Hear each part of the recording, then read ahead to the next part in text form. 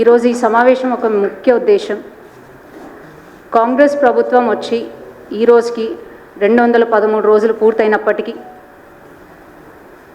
వారు ఇచ్చిన 6 గ్యారంటీలలో ఇంతవరకు కానరాని మహిళా గ్యారంటీలు.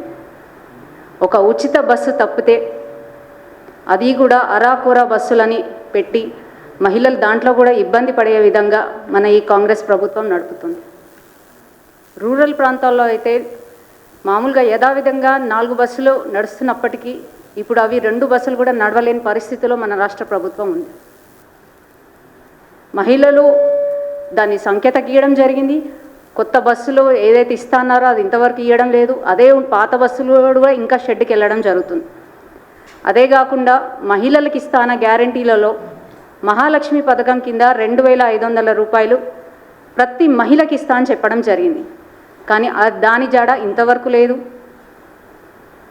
నవవధులకి కళ్యాణ లక్ష్మి పథకం కింద 1,00,000 రూపాయలతో పాటు తులం బంగారం కూడా నవవధులకు పెళ్ళైన ప్రతి నవవధువుకి ఇస్తా అని హామీ ఇవ్వడం జరిగింది. అలాగే 18 సంవత్సరాలు నిండిన విద్యార్థినికి కాలేజ్కి వెళ్ళే విధంగా సౌకర్యంగా ఉండాలని స్కూటీ ఇస్తానని జాతీయ స్థాయి నాయకులు సోనియా గాంధీ గారు, రాహుల్ గాంధీ గారు మరియు ప్రియాంక గాంధీ గారు వచ్చి మరీ హామీ ఇచ్చారు స్కూటీ గురించి. దాని జాడ ఇంతవరకు లేదు. అలాగే ఇదే విద్యార్థినులకి 5 లక్షల విద్యార్థి హామీ కార్డు ఇస్తాను కూడా వాళ్ళు చెప్పడం జరిగింది. 2000 నుంచి 4000 పెన్షన్ చేసి మహిళలకు ఇస్తా అన్నది ఏ గ్యారంటీలు ఇప్పటి వరకు దాని గురించి చర్చ లేదు. పోనీ దాని గురించి ఏమన్నా కమిటీ వేసింది లేదు. దాన్ని ముందుకి తీసుకెళ్తారని నమ్మకం ప్రజలలో లేదు.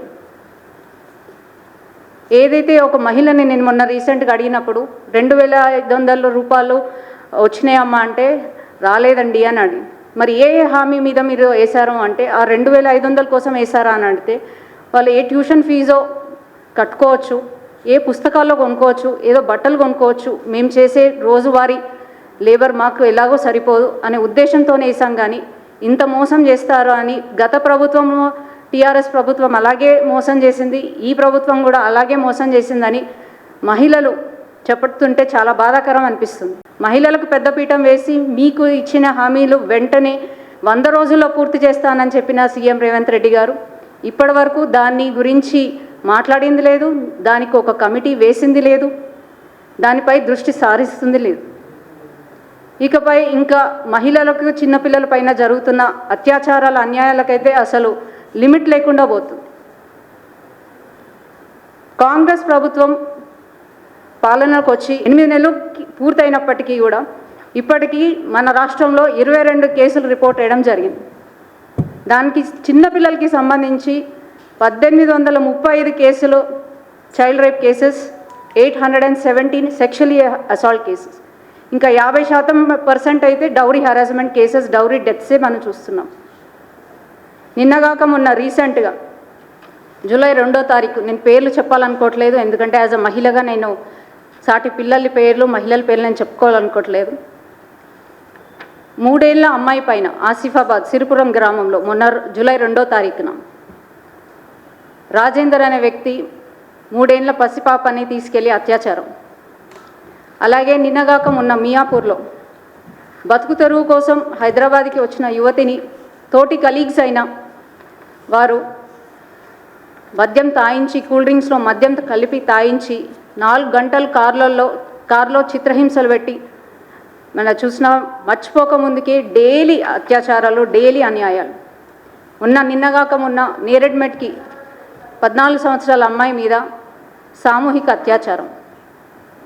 అలాగే పెద్దపల్లి ఇన్సిడెంట్ మర్చిపోక ముందుకే ఆదివాసీ మహిళ అయిన నాగర్ కర్నూల్లో ఆదివాసీ మహిళలపైన కాంగ్రెస్ నాయకుల అత్యాచారం. దానికి ఇంతవరకు ఆదివాసీ మహిళ పైన జరిగిన దానికి సీతక్క గారు ఇంతవరకు వెళ్ళి పరామర్శించింది లేదు. కనీసం ఒక మహిళగా సాటి మహిళను వెళ్ళి చూసి ఆవిడ బాధ ఏందో తెలుసుకునే ప్రయత్నం కూడా కాంగ్రెస్ మహిళా నాయకులు చేయడం లేదు. నగర నడిబొడ్డులో ఇన్ని అరాచకాలు, అత్యాచారాలు జరుగుతుంటే హోమ్ మినిస్ట్రీ చేతిలో పెట్టుకున్న రేవంత్ రెడ్డి గారు అసలు ఇంత కూడా స్పందించకపోవడం మహిళలుగా మాకు చాలా బాధ కలిగిస్తున్న విషయం. మహిళలంటే ఇంత చిన్న చూపు కలిగిన మీకు మహిళలకు పెద్దపీఠం వేస్తానని ఓట్లు తీసుకొని మీరు ఎలా గద్దెనెక్కారో అలాగే గద్దె దిగే టైం మీకు దగ్గరకు వచ్చింది రేవంత్ రెడ్డి గారు. మీకు చేత కాకపోతే హోమ్ మినిస్టర్ పదవి నుంచి పక్కకి తప్పుకొని ఆ పోర్ట్ఫోలియోని వేరేకిచ్చి కొంచెం మన సమాజంలో రాష్ట్రంలో మహిళలు చిన్నపిల్లలు ఎట్లాంటి అరాచకాలకు అన్యాయం గురవుతున్నారో ఒక నివేదిక తీసుకొని మీరు రానున్న రోజుల్లో దీన్ని అరికట్టే విధంగా మీరు ప్రయత్నాలు చేపడతారని ఆశిస్తున్నాం.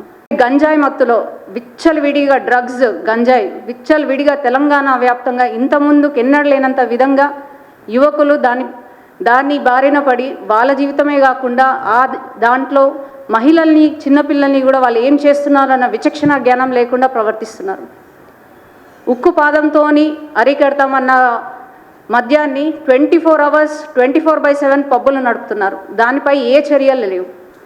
సో వెంటనే ఇవన్నీ మహిళా సమస్యలను దృష్టిలో పెట్టుకొని 6 గ్యారెంటీలలో మహిళలకు సంబంధించిన గ్యారెంటీలను వెంటనే మీరు అమలు చేయాలని, తర్వాత ఈ మహిళలకి జరుగుతున్న ఏవైతే అత్యాచారాలు అన్యాయాలు వెంటనే అరికట్టే విధంగా జూలై 9వ తారీఖున ఉదయం 10 గంటల నుంచి 1 గంట వరకు రాష్ట్ర మహిళా మోర్చా ఆధ్వర్యంలో మా రాష్ట్ర అధ్యక్షులు గౌరవనీయులు పెద్దలు కేంద్ర మంత్రి వర్యులు కిషన్ రెడ్డి గారు సూచన మేరకు ఇందిరా పార్క్ ధర్నా చౌక్ దగ్గర పెద్ద ఎత్తున మహిళలతోని మేము ధర్నా చేపట్టబోతున్నాం.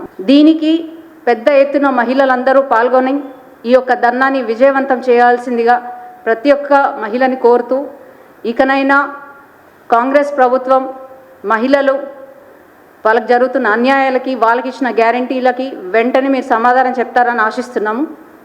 ధన్యవాదాలు.